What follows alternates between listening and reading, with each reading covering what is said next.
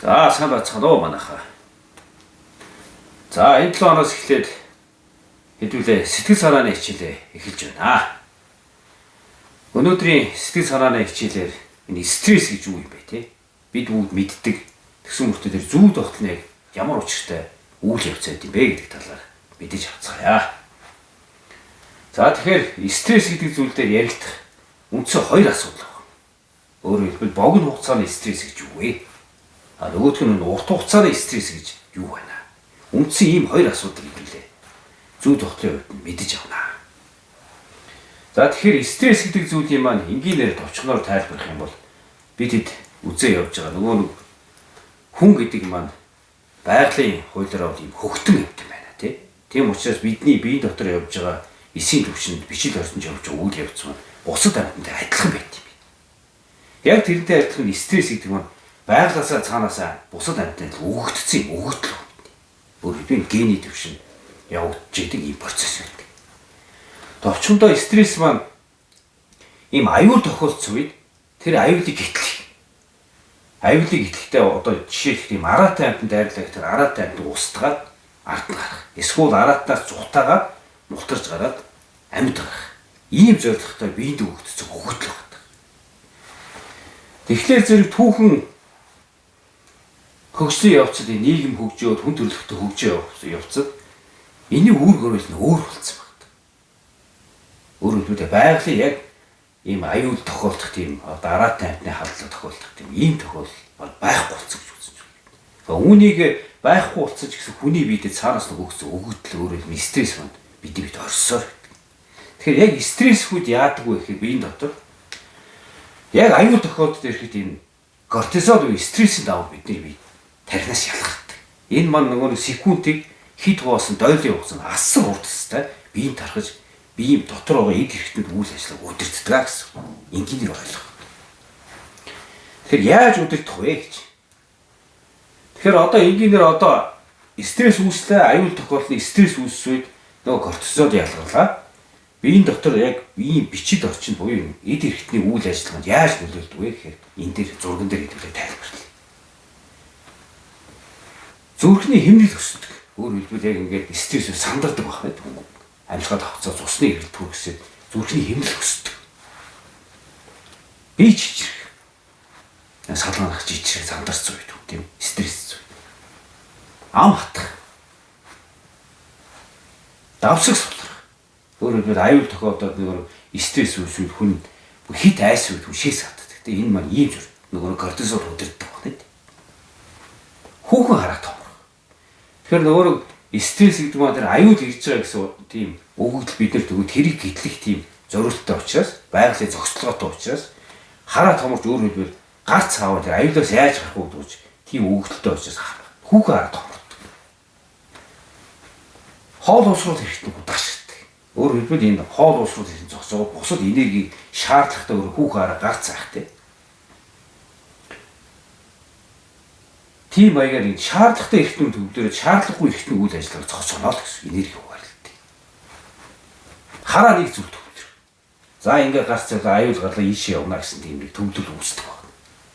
Нүүр улаах. Сандард үүсээ сандарцгүй хүн нүүр улаагаар мичид ийм тохиолдол маань энэ кортизол дааврын төлөөр явагддаг байна. Сонсгол муудах. Өөрөөр хэлбэл аюул тохиолдсон юм сонсох шаардлагагүй байна. Яг тэр арц шаардлагатай аюулаас мултрахтыг арцууд хараа төвлөрөөд яг харааны хүүхэн харагдах гэж тийм гарц хайдаг. Аюулаас яаж гарах. Ийм маягаар стресс маань уг нь байглаас өгөгдсөн бидний биеинд байдаг зүй ёсны байгаад байдаг. Энэ нь бол богино хугацааны стрессээ гэж үздэг. Яагаад богино хугацааны стресс вэ гэхээр аюул ирлээ стресс үлээ кортизол ялгарлаа бүх үеийг саяны энэ тайлбарлаж байгаа бүх үйл явц биеийн дотор боллоо. Аюулаас гарлаа эргээд хүн тайвширдаг. Зүрхний хэмнэлд орно. Гарч ичэр тохиолдол баг тайвширч байгаа учраас наам хатхын үйл ажиллагаа зогсоод хоол уусруулах хэрэгтэй. Үйл ажиллагаа цаашаа хэвээ явагдах. Ийм зорилготой юм байна. Уг нь стресс гэдэг. Байгалаасаа байх хэрэгтэй. Гэтэл энэ маань яаж юм гэхээр өнөөдөр бидний амьдарч байгаа цаг үед одоо жишээ кино зураг авч байгаа яг нэг байгалаас өгч байгаа шүү. Одоо жишээ баавга гараад цандраа зүгтахад саяны үйл явц бид одоо стресс үүсээд явагдах. Өөрөөр хэлбэл аюулаас яаж болтох вэ тийм. Дээр одоо цухтаач янаад А бусад тохиолдлууд бол яг ийм тохиолдол амьдрал тийм тохиолдох нь бол баг ховор үзэгдэл болсон.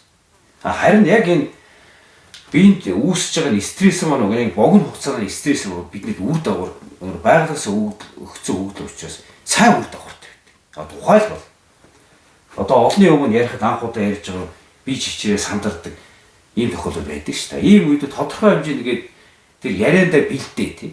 Танилцуулах одоо би та бүхэн ярьж байгаа шиг ингээд яриандаа бэлдэж байгаа үед яг богино хугацааны стресст орсон үед хүн саяны үйл явцад би явж байгаа учраас өөрөөр хэлбэл тэр олонний юмд гарч байгаа нь айц үүсэж байгаа. Тэрийг давахын тулд богино хугацааны стресст орж байгаа хүн харин амжилттай ярьдаг. Тийм учраас тодорхой хэмжээний жоон сандрал үүсвэд хүн хичээгээр улам сайн ярих шин. Одоо жишээл ачаалттай ажил хийгээд хугацаа мөр бага байдаг. Тэр маань өөрт нь за одоо яана гэдэг нэг богино хугацааны стресс үүсгээд цаг бага байдаг. Тийм үед хүний ажлын идэвх чадвар сайжирдаг. Байгалаас өгөгдсөн богино хугацааны стресс явж байгаа бие дотор.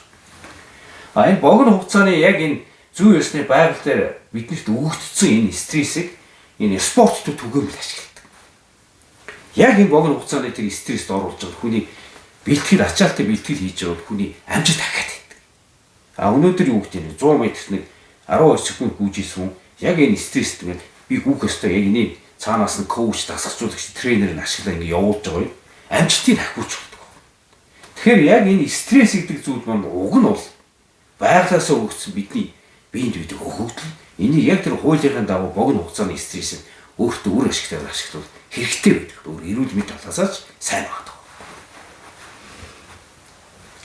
Гэтэл яадаг болцсон бэ гэхээр саяны үйл явцууд чинь ингээд сандраар айцд орцсон мөртлөө тэр нь буцаага тавьчих байсан.